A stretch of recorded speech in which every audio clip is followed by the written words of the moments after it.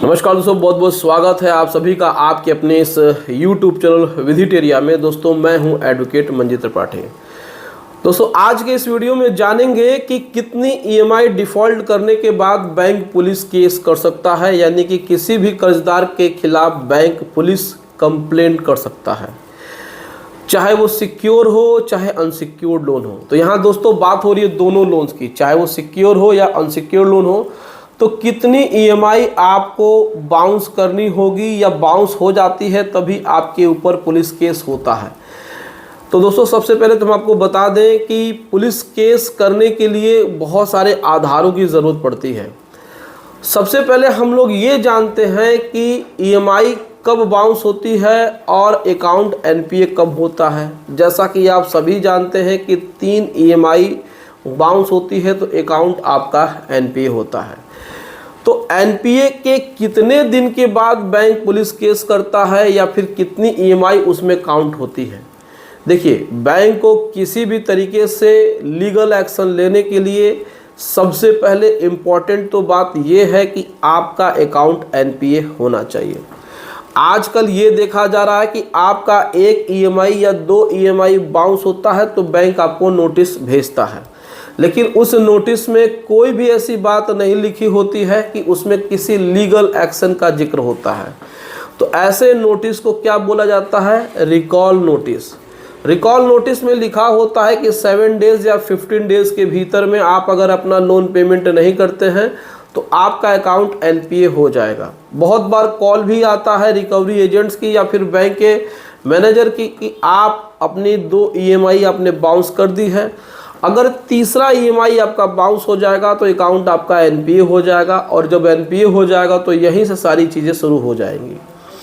तो NPA के बाद से ही बैंक आगे कोई भी लीगल एक्शन लेने के लिए बाध्य होता है या फिर लीगल एक्शन लेने के लिए वो एलिजिबल यानी कि योग्य होता है। यानी कि एक बाउंड्री हो गई है कि 3 EMI बाउंस होगा, अकाउंट NPA होगा, तभी बैंक आपको कोई लीगल नोटिस भेज सकता है, कोई भी केस कर सकता है। लेकिन यहाँ पर मामला ये है कि पुलिस केस कब कर सकता है, इस बात को जानना बहुत ज़्यादा ज़रूरी है, क्योंकि बैंक अपने कॉल्स में, रिकवरी कॉल्स में या अपने रिकवरी एजेंट्स के माध्यम से आपको ये धमकी दिलवाता है कि आपके ऊपर हम 420 का केस फाइल करेंगे, FIR दर्ज कराएंगे, आपको जेल हो जाएगी, हम आपके घर की संपत्ति को कुर्क कर लेंगे, जब्त कर लेंगे, नीलाम करके बेच देंगे।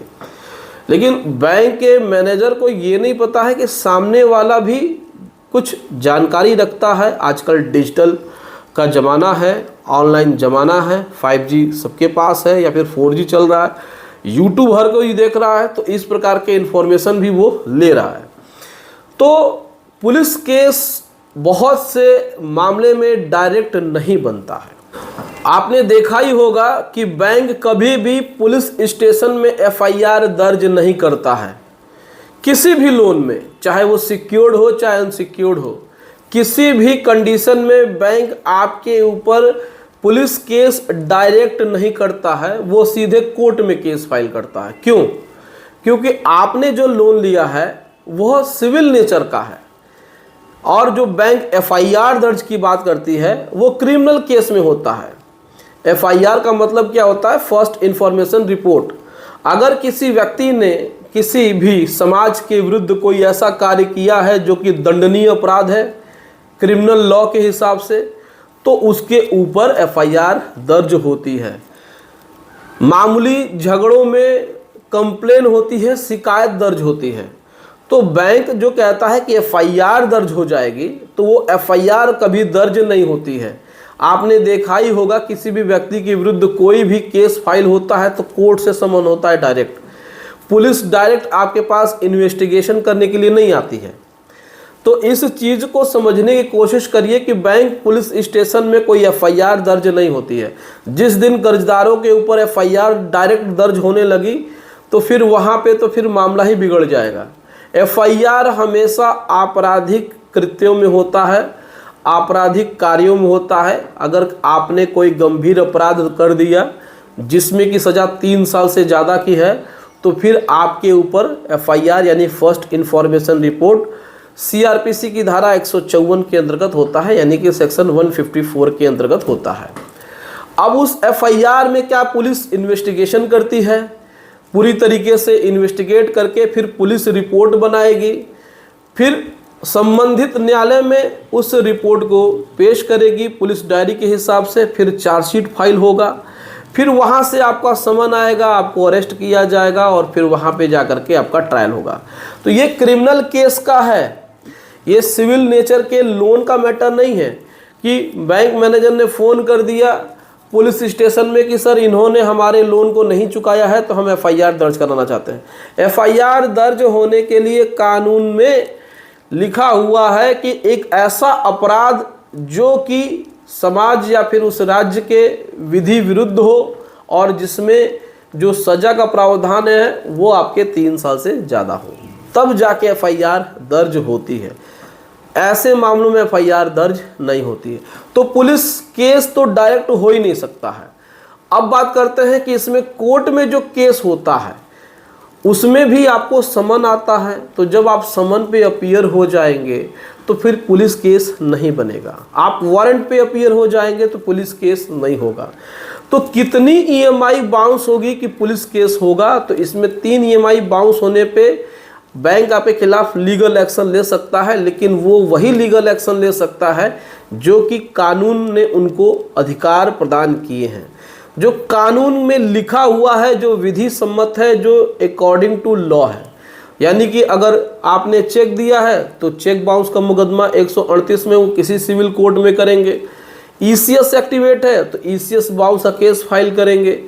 406 420 लगा दिया है तो डायरेक्ट कोर्ट में करेंगे, कोर्ट से नोटिस आएगी। लेकिन पुलिस केस वह डायरेक्ट नहीं कर सकते, किसी भी कंडीशन में डायरेक्ट मुकदमा दर्ज नहीं होता है। तो आपको ये डरने की ज़रूरत नहीं है कि आपके घर पुलिस आ जाएगी, आधी रात को पुलिस आ जाएगी, पुलिस आपको अरेस्ट कर लेगी।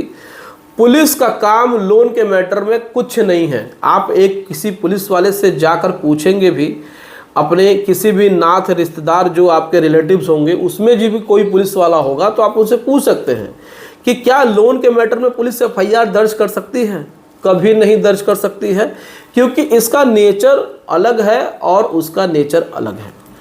कोर्ट के आदेश पे ही पुलिस आपको वारंट पे बुलाती है या फिर नॉन बेलेबल वारंट पे वो आपको गिरफ्तार करती है, वो भी कोर्ट के ऑर्डर पे। डायरेक्ट पुलिस इन्वॉल्व नहीं होती है।